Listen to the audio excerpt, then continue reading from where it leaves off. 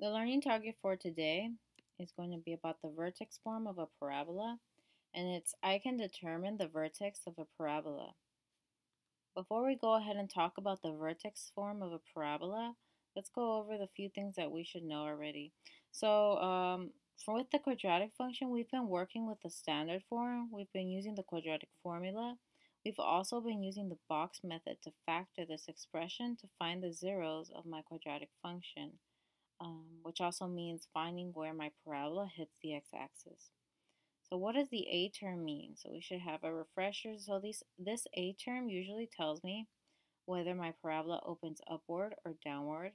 The A term, depending on how large or how small it is, determines how wide or how thin my parabola is. The C term right here is usually my y-intercept. So this is going to be where my parabola or quadratic function hits the y-axis, just the y-intercept. The defining characteristic of this kind of function is that it is U-shaped, right? And this U can be upwards or downwards. But for this certain function, we're not going to talk about those sideways parabolas, not just yet. Okay, so let's go ahead and talk about the vertex form. The A term right here actually is the same as this A term. A is always going to tell me whether my parabola opens upward or downward, and it also will always tell me how wide my parabola is. This h right here will determine the x-coordinate of my vertex. This k right here will always be determining my y-coordinate of the vertex. A defining characteristic of this format, well, it's U-shaped, and also the vertex is easily identifiable with this format. So it's easy for me to see the vertex, so it might give me the benefit of graphing this easier if I know the vertex, because then I could just choose some coordinate points around it and then graph my function. Alright, so then there's the intercept form. Now, we've actually been working with this format as well, because when we use the box method to factor a function, we're actually putting it into this format. We haven't really been pulling out the a's yet, right? But this is still the format we've been working with, such that my a is 1, because we haven't really been pulling out that a. So my a is, again, the same thing. You could put quotation marks or ditto. Again, it's going to give me the same piece of information. The x1 and the x2 basically just represents x-intercepts. Again, a defining characteristic of this function right here, as it's written, again, this is going to be U-shaped, okay? All these three different formats represent the very same function, just written in different ways that represent the same thing. So it's U-shaped, and the only thing that makes it different is that the x-intercepts are identifiable. They're easily seen, which again makes it easier for me to graph a more precise quadratic function. Before we talk about how to create the vertex form, right, given the standard form of a quadratic function, we've got to first talk about how to read the vertex form. So we're going to go over two examples on how to read it. The vertex form of a quadratic function is useful to us because this format lets us know the vertex of a parabola, as well as the axis of symmetry. The vertex is at h, k. So let's say that I'm asking you to find the vertex of this function right here. So first off, we note that it's written in the vertex format, the vertex form. I have my a is 3, I have x minus, this seems good, so my h is 3. And then my k is 5. So that one, I see the direct correlation right here. So my vertex will be at 3, 5. And then, now the axis of symmetry. So the axis of symmetry always occurs through the vertex, and it goes up and down. Because it goes up and down, that's going to give us the x value. So the vertex occurs at x equals 3. That is where the vertex, not the vertex, the axis of symmetry occurs at x equals 3, and we got this information from the vertex. All right, so because my A term is 3, because my A term is positive, I know that this parabola is going to open upward. And so I'm going to first find my vertex. It's at 3, 5. The vertex right here, the lowest point of this parabola is at 3, 5. and it's opening upward because the A term told me that. Now this is just a sketch, right? If I wanted to make a more precise graph of this quadratic function, I would have to find more information, such as plotting more points and things of that nature. All right, so example 2. So this one's slightly a bit tricky because there's a plus sign right here, right? And my formula for vertex form has a minus right here. So this one's a little tricky because I need a minus for me to use the vertex form. This is according to the formula. And then this minus 4, okay, that's fine because you could think of it as plus parentheses minus 4. So my k is just minus 4. For this one, though, we got to think about, well, if there's a minus here, then what must my h be so that I can get positive 2? So you got to think of it like a double negative happening. So it's minus parentheses negative 2, which then becomes plus 2. Therefore, in this case, my h is negative 2. My vertex is going to be negative 2, comma, negative 4. If it's easier for you to think about, just think about the x-coordinate using this format is always opposite. So it says plus here, but it's negative in the vertex. And then the y term is always what the sign is already, so it's negative. So the x is always going to be opposite of what's inside the parentheses, if that helps you memorize that better. The axis of symmetry, again, is always going to be at the x-coordinate of my vertex. So it's going to be at x equals negative 2. All right, so let's talk about the steps of putting function into vertex form. So putting a quadratic function into vertex form. So step 1 is usually to factor out the first term's coefficient. So the number that's right in front of the x squared, right? The parameter that's right there. Number 2, we're going to be taking half of the b term and then squaring it. Step 3, we're going to be adding and subtracting that number that we got from step 2. Step 4, we're going to group the first 3 terms, and we're going to be factoring using the box method. Lastly, step 5 will be to combine like terms, and then we'll be having our vertex form. Let's go ahead and do a few examples using the steps that I just mentioned. And it's useful to take a look at your notes and to pay attention to what those steps are. So let's see. So step 1 says to factor out the first term's coefficient. So the first term's coefficient, see this is x squared, the coefficient in front of here is an imaginary 1. Because factoring out 1 doesn't really do anything, I can skip step 1, right? I could skip step 1. So let's go on to step 2. We're going to be taking half of the b term. So half of negative 6 is negative 3, and then we're going to be squaring it. So this is, by the way, that's my vertex form right here. This is what I want. Let me go ahead and do step 2. See how I just took half of the b term. My b term is the middle. So negative 6 divided by 2, and then I have to square that. So negative 6 divided by 2 is negative 3. Negative 3 in parentheses all squared gives me positive 9. So that was step 2. Now let's go on to step 3. We're going to be adding and subtracting 9 in my function. So that's where this happened. Step 3, I'm adding and subtracting 9. And then I'm going to move on to step 4 in a second. But I want to explain why this is okay to do, right? So when I add 9 and I subtract 9, that means I'm basically adding 0 to my function. So me adding and subtracting 9 is not me changing the function at all. So this makes mathematical sense, just so that that's clear. So it's not like I'm just manipulating this function out of nowhere. Adding and then subtracting 9 is 0. Therefore, I am not changing my function, so this is mathematically correct. Just making sure that's clear. All right, now let me go to step 4.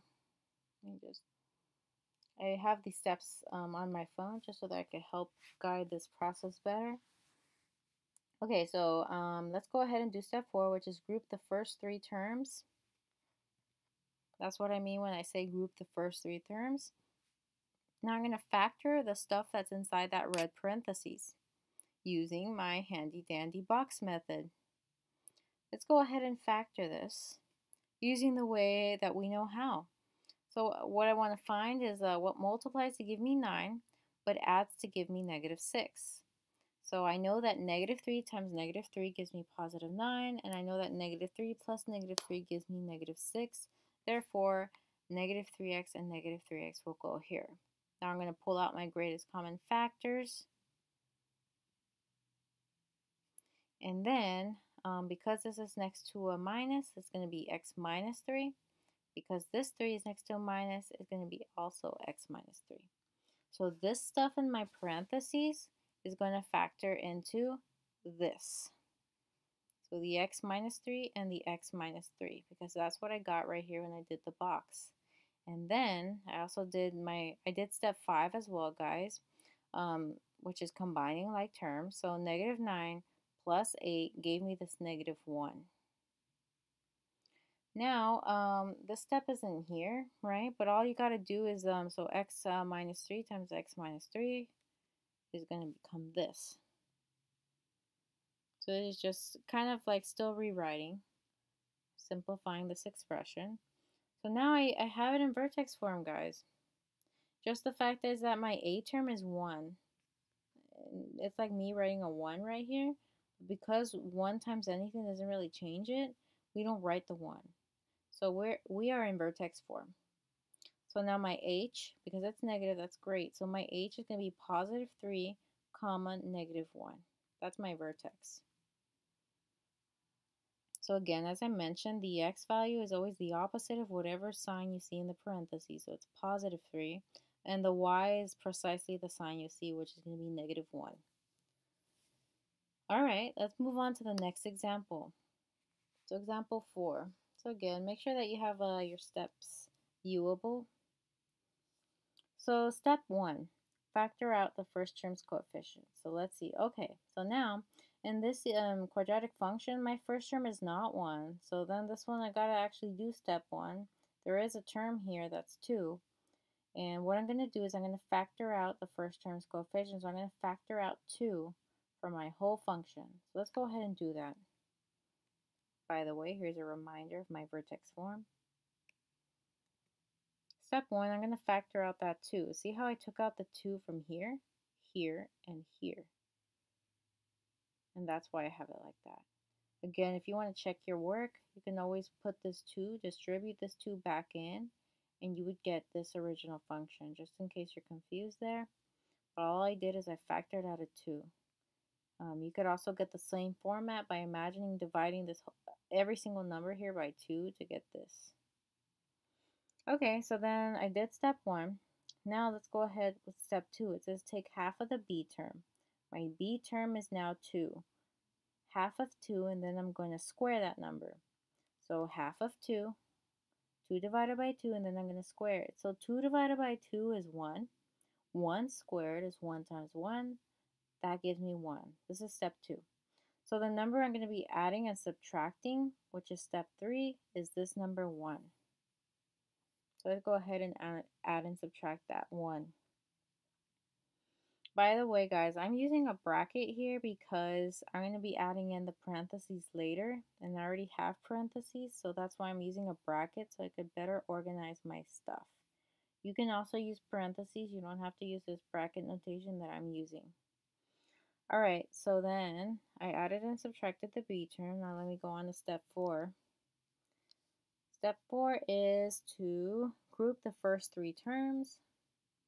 Now I'm going to factor the stuff that's inside that red parentheses there using my box method. And or if you can already look at this and factor it quickly, go ahead and do that. You don't have to use the box method if you don't need it. But make sure your stuff is accurate though. Alright, so I'm looking for what multiplies to give me 1 but adds to give me 2. I know 1 times 1 is 1, and I know 1 plus 1 is 2. So that means 1x works. I'm going to factor out my greatest common factors of the box method here. Because this one is next to positive, this is going to be x plus 1. This is next to positive, it's going to be plus 1. You notice that I keep getting the same things here and here. There is a bit of a pattern if you haven't noticed it yet. So this right here inside the parentheses is going to be x plus 1 times x plus 1. And then we're going to combine like terms. So negative 1 plus 2 is going to give me positive 1. So this right here became x plus 1 and x plus 1 according to the box method. And then this right here became positive 1 because negative 1 plus 2 is positive 1.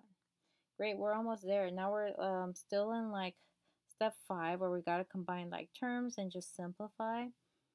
So then x times 1, x plus 1 times x plus 1 is going to become a squared. We're almost done here. Now we just got to simplify a little further just so that we can get this exact format. What I'm going to do is, because I took out the 2 in the beginning, I'm going to now put the 2 back in, right? Because I need this to look like this format. So I'm going to put the 2 in here, and then I'm going to distribute the 2 over to here. I'm going to distribute the 2 into each portion right here. So this is what that looks like. See how the 2 went into this first term right here? And then the 2 times 2 gave me 4. So this is my final vertex form. As you can see, it looks like the vertex form, how it should look like. All right, so my vertex, remember right here, it's going to be opposite. My vertex is going to be negative 1, comma, positive 4. That's my vertex of this quadratic function. All right, let's go ahead and move on to another example where we get some more practice. All right, so I'm trying to put this into vertex form. Well, step 1, factor out the first term's coefficient. My first term is 1, so I could go ahead and skip that step because I don't have to factor out a 1. Factoring out 1 doesn't really do anything. So let's go on to step 2, taking half of the b term and then squaring it. Half of 8 is going to give me 4. 4 squared is actually going to give me 16, not 4. Hold on a second. There we go. So half of 8 is 4, and then 4 squared, that's 4 times 4 is 16. So the number that I'm going to be adding and subtracting, which is step 3, is 16. So I'm going to add and subtract 16. Step 4 says to group the first 3 terms, and then we're going to factor. We're going to factor using the box method. The stuff in red parentheses is going to become something else. So what I'm looking for is what multiplies to give me 16, but adds to give me 8. Immediately, 4 and 4 will work. And again, you're going to notice a pattern here. You'll be getting, you should be getting the same factors for the top and side of your box method. Only when you're doing vertex form does this happen. So you're going to be having x plus 4 over here and then x plus 4. So this stuff in the parentheses is going to be x plus 4 times x plus 4. Then we're going to combine like terms, which is step 5. Negative 16 minus 1 is negative 17. This was from the box method. This was me combining like terms. Now let's go ahead and simplify. So this is going to become x plus 4 squared minus 17. Now we're in vertex form, so I'm just going to go ahead and write my vertex. So remember, the x term is going to be opposite, so it's going to be negative 4, comma, negative 17. That's my vertex. Let's go on to the last example. Okay, so the last example has a number that's in front of the x squared. Therefore, we do got to do step 1, which is factoring out the first term. We got to factor that out. So let's go ahead and do that. Great, we factored it out to get this. Again, you could also think of this as dividing every single thing by 3. 3 divided by 3 is 1, like 1x squared. 6 divided by 3 gave me 2, and then 3 divided by 3 is 1, so that gave me that minus 1. If it makes it easier to think of it like that on how I'm factoring out that 3. Okay, so we factored out a 3. Step 2 says to take half of the b term. My new b term is 2. So I'm going to take half of 2 and then I'm going to square that number. Half of 2 is 1. 1 squared is 1 times 1, which gives me 1. So step 3 says to add and subtract that 1. So I go ahead and I add and subtract. Step 4 says to group the first 3 terms and then factor them. I think I've already factored this one before in a previous problem. you should be getting this as your factors. So you're going to have x plus 1 times x plus 1 for this right here. And then minus 1 is negative 2. So this right here became this by the box method. Good, we're almost done. Now we've got to simplify and combine like terms, things like that. X plus 1 times x plus 1 is going to be the squared. And now I'm going to have to put my 3 back in, or distribute my 3 back in, so that it actually looks like my vertex form. So I put the 3 back in like so. So 3 went here, and then 3 times 2 gave me my minus 6. Now we're ready to go ahead and write our vertex. So remember, the x is always going to be opposite, so it's going to be negative 1, comma, negative 6. That is my vertex. And I believe that was our last example. Yes, that was our last example. So there we go. So now after you've watched this video, you're going to go ahead and practice writing functions in vertex form. And then you will, identify where you're getting stuck in this learning target and try to work on that. All right, good luck.